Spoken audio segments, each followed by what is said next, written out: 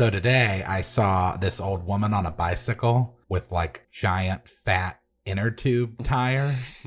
Yeah. Have you like ever seen those? Or Yeah. a beach bike. Yeah. And then later on the island, I saw 2 more people doing it. Beach bikes, bro. Y'all look dumb. Off-road bicycles. Shut up. I'm embarrassed. Oh my god, it was the funniest article I've ever read in my entire life. I watched a couple of compilation videos on YouTube. I've got it all figured out. You're listening to the No Big Banana Podcast. Welcome back to the No Big Banana Podcast. My name is Charles. My name's Cody. And Justin's not here with us. Still. But that's okay. I don't know, man. I think that part of it is a people issue, too. Is a volume issue. There's just too fucking many of us. Well, what's interesting is when you tell people to go sell your labor and all that stuff, it sounds like a very capitalist mindset, right? Well, yeah. If the idea of selling your labor, though, was everybody quitting your job together and going and working somewhere else that pays you more, how is that? Yeah, but That's capitalist in the sense of going from the bottom up. it's kind of like the idea of, well, if you don't like Comcast, just go with AT&T. Yeah. As somebody who watched my father go back and forth between those two companies for me too. years, the problem is options. Yeah. This is why I'm anti-franchise.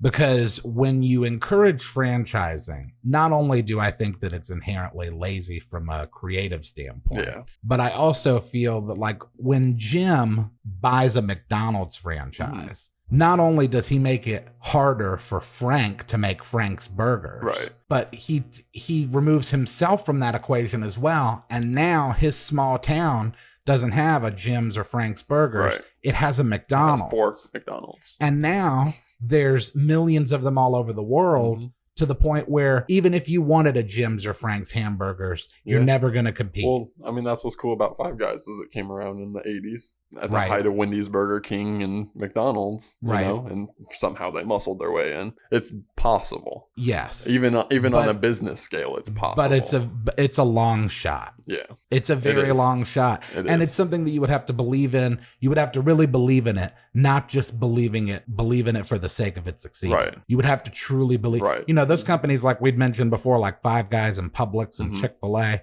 those owners and creators and founders really believed in that Oh, shit. yeah. And part of the problem, I think, with Well, stuff even like Walmart Walmart, started like that. that's what I was just going to say. I Yeah. think that Walmart started that way. I think that Sam Walton was that way. Sam Walton was, to my knowledge, an incredible human being. But I don't think But any I of don't know. those fucking kids, yeah. you know, it's not the same now. No. It's a different world. It's not. It's like, it's what the Republicans would say a teenager job. You know, it's good Right. money to have while you're in high school or fresh out of high school when you're 18. Yeah, but It's most of decent those money to have. workers are not. But they're not. Exactly. And when you take into consideration, by the way, did we just fucking forget about the fact that we had a recession 12 years ago Yeah. that we're still experiencing repercussions Yeah. from?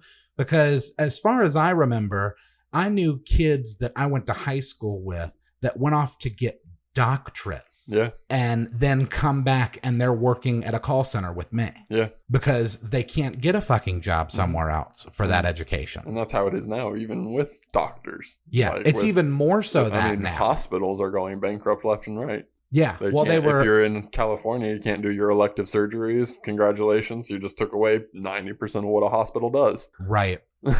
Somebody was talking too about how like primary care doctors don't get paid very well. Yeah. Thank you, insurance companies. Mm-hmm. There's another beautiful fucking terrible consequence of dealing with how these insurance companies have been structured Yeah. is that they can mandate how the fucking health system works. Exactly. And so now there aren't just primary doctors. There's the cardiologists and the entomologists and Yep. do-da-da-da-da. And they all have their own fucking billing and coding. Yep.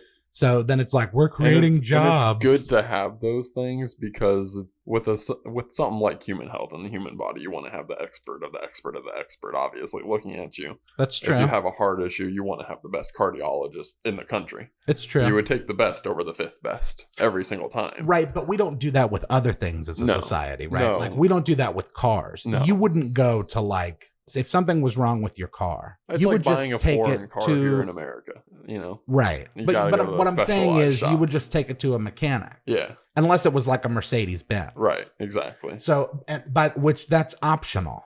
Whether you drive like something that's a Ford that's an easy fix, or if you have a Mercedes that has to ship in and that's tool. what I'm saying is it should be optional, I guess, in a way. I don't like to say that because then it feels like you're just kind of dissuading people from being good cardiologists, right? Because then they're just not inherently valued in any way. Sure. You can be the best cardiologist in the entire country, but if a primary physician says one thing, then whatever. I don't know. It's a tough one, man. I think that's it's how hard. It should be based. It's hard, and part of what makes it hard is the insurance companies. And that's a thing that I wish that a lot of conservative people that I know would understand is that I respect the argument of I don't want my money going to pay for somebody else's healthcare. Like I get that. Right. But the way I see healthcare, we could already pay for it. It's the same with education. It's not about where does the money come from. It's about how are we as the government of this country, by the way, how are we going to ensure that those monies are allocated properly? Yeah. That's the thing. In theory, you're supposed to do it with voting, but I mean, in a way that doesn't work. Not really, because of vanity and media and black budgets. Yeah, and these campaign rules that are by the way, the Supreme Court I think this week I think they've already heard it. They might be making a decision on it this week. Taxes. No, about the Electoral College. Oh yeah. About what my complaint has been since I was in high school. Yeah. When I was like 13 or 14, and my mom and I were talking about the Electoral College. I was like, so what? They just have the popular vote in the state and then the representative votes for them? And she's like, well, yeah, typically. And I was like, what? Yeah. And she was like, yeah, well, if like a Democrat won, then the elected official would vote Democrat. And I'm like, right, well, they would have to, right? And she's like, no, not really. Well, that seems like a catastrophic oversight. I don't think it's ever happened to my knowledge. I know, but you know how I am, dude. It's about doors. Yeah, it's about the fact that it could. It's a big one for sure, but it's definitely one of those things where I view that as another check and balance. Like if you found out tomorrow, let's just say for some reason you didn't know this, but if you found out that tomorrow that in the Constitution it says that a president can, without any legal repercussions, assassinate whoever they want at will, don't you think that you would be like, Article 2? That makes me uncomfortable. Yeah, I mean, yeah. And the argument would be, well, no one's ever done that, and it's like, well, no one's ever done it. Well, I say nobody's, but it's in there. I say nobody's. I guess it would be for the same reason. I mean, I know that's just assassinated. I know that's like I have a top problem Iranian with official extremes. So, I have extreme examples. Well, that's not even an extreme because, like I just said, we just assassinated the top Iranian. That's true. Quds Forces fighter. Well, how about American citizen though? Yeah, that's something. A political dissident. Well, yeah. I mean, the idea is that if the rule exists, it can be exploited. Right, but the reason that they don't exploit it is because of self-protection. Yeah. They're more likely to have their career harmed by their constituents than they are the sitting president. That might be voted out. That might not necessarily be true here in the coming years. Not if you're a Republican. Right. But that's they're all going to vote Republican, but the Democrats are Democrats. If you're Mitch McConnell, yeah, you can't count on Trump being gone in the next 10 years. Yeah. You can't. So you've got to do whatever the fuck he says. Yeah. That's, he's probably in one of the worst positions of them all. Probably. Because his entire career hinges on him doing whatever Trump says. And he knows in the back of his mind, if you don't think that Mitch McConnell already knows that he's going to bid for a third term. Yeah. That he's going to start making the argument that we can get rid of Congress. Like that stuff's going to start happening, and it's going to start becoming more and more normalized. Yeah. Like when you start having these kind of conversations, I'll give it 2 years. That's what it's going to be. It's going to be, I made a joke last year. He's healthy. Year. He's fine. Yeah. Why not? Why wouldn't he be? Well, who's the alternative? That's what I'm fucking saying. That's the part of fucking the thing. problem. That is the problem. That's not part of the problem. That's the fucking problem. That's what we call, Cody, is a power vacuum. Yeah. In which only he seems to be able to exist. What do you mean we don't have anybody? You mean people like Buttigieg and Klobuchar and but I'm talking about people with some fucking legs? I'm talking about some real chances, bro. What about Joe Biden? It's what's How weird? about that guy? You know what's weird is like I thought that America was dumb as fuck when they elected Donald Trump. Now I feel like they're fucking stupid. Now that I've seen up nomination of Biden. Now that I've seen the Democrats put up Biden, I'm like, oh, so get this, Clinton, so y'all, then Biden. Like, oh, so y'all are all dummies? Great, that's great. Geez, at least I like there was a part of me that rested easy thinking that it was only half of you, but it's all of you fucks. If there's one good thing out of this, I hope it's the death of the Democratic Party. I think it's already dead. It is. They're both dead. Both of the parties are dead. Trump's party came up out of nowhere. Trump killed his own. Trump killed the Republicans and put his own party in place and got all the followers. Right. As soon as Trump won, the GOP was gone. It's like 50% of the country at least has a leader. 50% of the country. If Donald Trump gets reelected, 50% of the country isn't going to know what the fuck to do. That's the real problem too. And by the way, that's a good thing that fascists historically. Yeah. They're really loyal to one another. Mm-hmm. Like the Nazis with Hitler. Yeah. Like one of the reasons that they were so successful in their attempt of destroying and taking over the world is because they were so loyal. Yeah, definitely. We don't have much of that here as a whole country because we're a melting pot. Right. But that's what Trump's people are. Yeah. I mean, we have that in an international sense. It's there's a fierce blind loyalty. Yeah. And there hasn't been an event like 9/11 or Pearl Harbor or anything like that for a long time until now. Even then, this has made it worse. This is similar. I'm talking about events that bring people together politically. Okay, yeah. This is the most divisive politically because if you believe the coronavirus is real, you're a Democrat, and if you believe it's fake, you're a Republican. Right. And that's just the way it is. Well, what's weird to me is that like I think of so many conservative people that I know who didn't have a goddamn thing to say when Bush passed the Patriot Act. Yeah. In fact, they applauded it. Yeah. Look at how good Democrats this is. And Republicans alike. And then yet now all of a sudden you can't get a haircut. Mm-hmm. And your rights are being attacked. And that's the other... It just seems strange because it's like, the thing that the Patriot Act is a law that says that they can do this, that, and the other in terms of your personal information. Right. You're okay with that. Yeah. But your governor has made a suggestion that you not go to your job. Tyranny.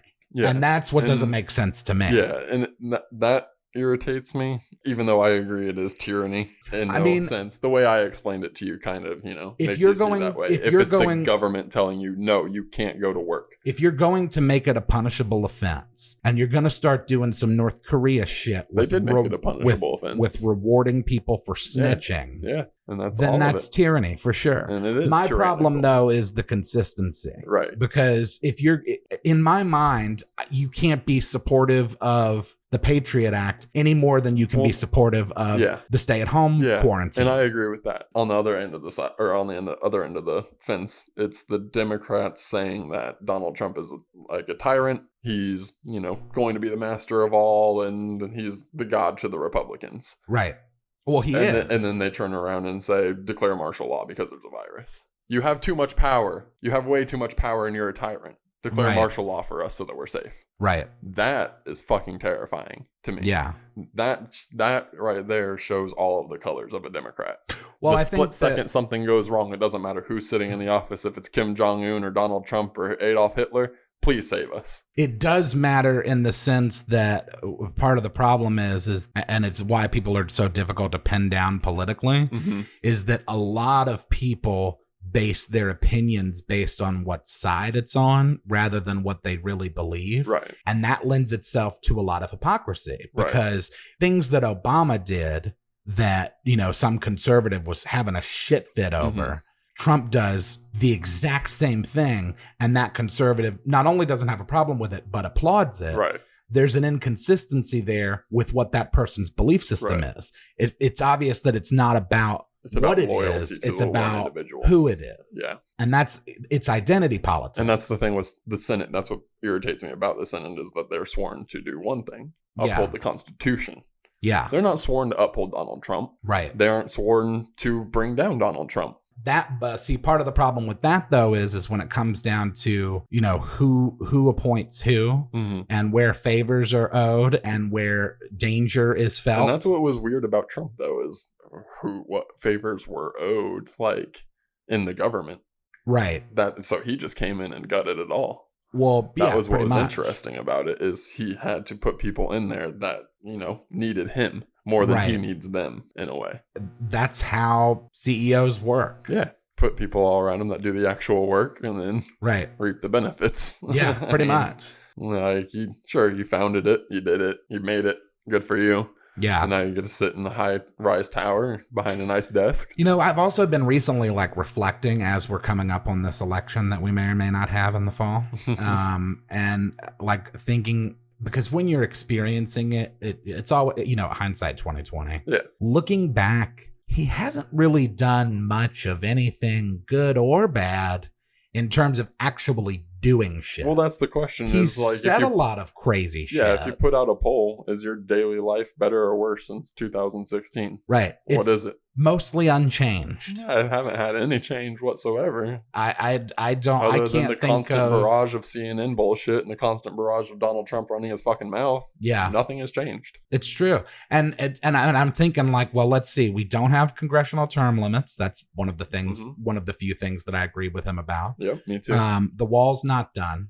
By the way, it's being built with our money. Yep. Even though we were promised it would be paid Mexico for would pay by for Mexico. Yep. And what else? What else has he actually completed that he promised he would do? Oh, I got into an argument with somebody about Obamacare of all things with somebody the other day. Still, it's 2020, people. I know, but I was like, hey, wasn't your guy supposed to fix that? Yeah. Actually, if memory serves, that was the first thing he was going to do. Yeah, within 30 days. In the first 30 days, yeah. Oh, and by the way, he had full control of the House and the Senate at the time. Yep. And yet, it's still here. Nothing has happened at all. Yeah. Granted, he did sign 156 executive orders in his first month or two in office. So he's done a lot. I mean, but how many we of can't say that he hasn't done a lot. It's something. It's strange things. It's industry. Well, yeah, it's great for people who already have money. Yeah, and that's what's strange about it all is it's not anything that we're gonna notice as the normal people, but the deregulation of however many industries. The defunding of the EPA, dismantling of the pandemic response team. Yeah, he's done a lot. Are you talking about the bare cupboard, Cody? Yeah. There was nothing in place that could have been. This was unprecedented, and we didn't put it in place. That's for sure. And now people are like, "Oh my god, we've got to quarantine for 3 months," and it's like, well, yes, because we started a month late. People are worried about the second wave of it, and we're not even finished with the first wave. Dude, my cousin called me the first week of February and was like, "Don't go out. Go get your shit that you need now and stay in the house." Yep. I'm not one of these liberals that wants to just attack Trump for the sake of attacking Trump. Me neither. I'm being objective. And that's how I am with Obama too. I think that he dropped the ball on that. Yeah. I would have put out the quarantine order earlier because we ultimately would have had to quarantine for less time. We would have lost less people, and we would all right now already be back to work and back to normal. Yep. But as it is, we got in 6 weeks late. So now we're playing catch up and we're trying to get the economy going back, but we've got to do it in phases now. And it's a big fucking mess. And nobody knows when they're going to reopen. Nobody knows anything. No. That's the uncertainty that has hung over this country for the last 3 months has just been it's not fun for anybody, no matter what side you're on. But it's unique to see that if we would have done a combination of what the liberals and the conservatives in this country believe, if we would have acted sooner, that's if you go into quarantine, close the borders, do it all. The whole shebang, dude. As soon as all the racist stuff, soon as he shut down travel, we should have been staying indoors. Yeah, that should have went hand in hand. It should have. Yeah. Dude, as soon as it was here, I was like, even if you just put out the words, just stay fucked. Inside. We're not going to force you. Just stay inside when you can. Yes. Just simply doing that in late January, early February would have changed everything. Because here's the thing. Not only did a lot of his supporters not believe that it existed, they downplayed it to their own detriment. They were so aggressive about this isn't a big deal that it became a big deal. Right. And now we're here, and now you're pissed that we've been inside for 3 months, and it's like, we could have been inside for 3 weeks, homie. Yeah. But we were too late. Nobody fucking did shit, and now here we are. So if anything, I think that this has been proof that like bipartisanship is really fucking important. Yeah. If the Republicans hadn't just been like, no, the Democrats are saying it, so it must be a lie. Yeah. It's not true. And if the liberals hadn't have been so, we're gonna die. We're all on fire. Yeah. We would have beaten this thing already. Or if you just would have listened to the scientific community. Well, that depends. That's what the politicians can't do on either side. It doesn't matter who you are. Yeah, but hey, I mean, depending on who you're talking to, some of those scientists are bought and paid for. Yeah, I know. I mean, like Fauci. What do you think's more likely, Cody? Do you think that it's more likely that this was just some happenstance virus that moved around like viruses do? Or do you think it's the more rational answer that Nancy Pelosi and Adam Schiff got together with the Chinese government and created this thing in a lab? They statistically released it, made sure that it got over to America. And by the way, all of those doctors and nurses, they're all on the payroll too. They're all that's the thing with the conspiracy So they're lying theories. about it's like the alien idea, you know. It's been plagued by crazy people for so many fucking years that it's impossible to have a conversation about it without looking crazy. That's true. It's like, yeah, do I believe the virus was potentially human-made? 150%. Yeah, why not? It was. I don't see how it could be anything different, honestly. Yeah. It doesn't just pop up out of nowhere. That doesn't happen very often. Usually it's a slow trickle, and you slowly see it. But the real question is, Cody, is how did Pelosi do it? That's what I'm wondering. How did she do it? How did she come up with the correct definitely sent Schiff in for the virus? That's what I'm wondering. Oh, man. Well, look at this, folks.